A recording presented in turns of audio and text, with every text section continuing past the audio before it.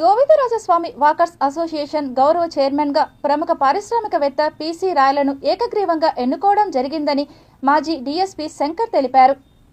తిరుపతి కేశవాయనగుంట సమీపంలోని గోవిందరాజస్వామి ఆర్ట్స్ కళాశాలలో ఎన్నికలను నిర్వహించారు. ఈ వాకర్స్ ఎన్నికలకు విశ్రాంత డీఎస్పీ శంకర్ ఎలక్షన్ ఆఫీసర్గా వ్యవహరించారు.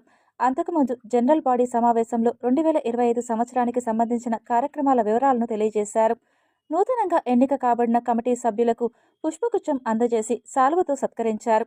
ఈ సందర్భంగా ఎన్నికల అధికారి నూతనంగా ఎన్నిక కాబడిన గౌరవ అధ్యక్షులు పిసి రాయలు మాట్లాడుతూ వాకర్స్ ఎదుర్కొంటున్న సమస్యలను పరిష్కరించేందుకు కమిటీ కృషి చేస్తుందని, వాకర్స్ ఆరోగ్య దృష్ట్యా మెడికల్ క్యాంపులు నిర్వహించి ఆరోగ్యవంతులుగా ఉండేందుకు అనునిత్యం తాము శ్రమిస్తామని, 2026-27 సంవత్సరంలోపు శ్రీ గోవిందరాజస్వామి వాకర్స్ అసోసియేషన్ను మరింత బలోపేతం చేస్తామని ఈ సందర్భంగా ఆయన తెలిపారు.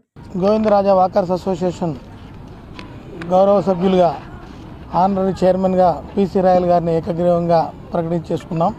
అట్లాగే ప్రెసిడెంట్గా కూడా ఏకగ్రీవంగా భారతి గారిని, సెక్రటరీగా విజయభాస్కర్ రెడ్డి గారిని, వైస్ ప్రెసిడెంట్గా కృష్ణమూర్తి ఆరుముగం రెడ్డి గారిని, జాయింట్ సెక్రటరీగా గోపి యాదవ్ గారిని, రాపూరి ప్రసాద్ గారిని, ట్రెజరర్గా మధుసూదన్ రెడ్డి గారిని డిస్కస్ చేసాం. మేమందరూ కూడా ఇప్పుడు ఉన్న 10 లక్షల డిపాజిట్, 1 లక్ష చిల్లర ఉన్న ఇంట్రెస్ట్ అంతా కలిపి, అది కాకుండా ఒక 10% ఇంట్రెస్ట్ డిపాజిట్ పెంచాలనే ఉద్దేశంతో భారతీకి ఒక టార్గెట్ ఇవ్వడం జరిగింది మిగతా వచ్చే కమిటీకి. అలాగే ఉన్న డబ్బుల్లో నుంచి డ్రా చేయకుండా ఆమె మిగతా ప్రోగ్రామ్ చేయాలని చెప్పి ఒక టార్గెట్ పెట్టాం.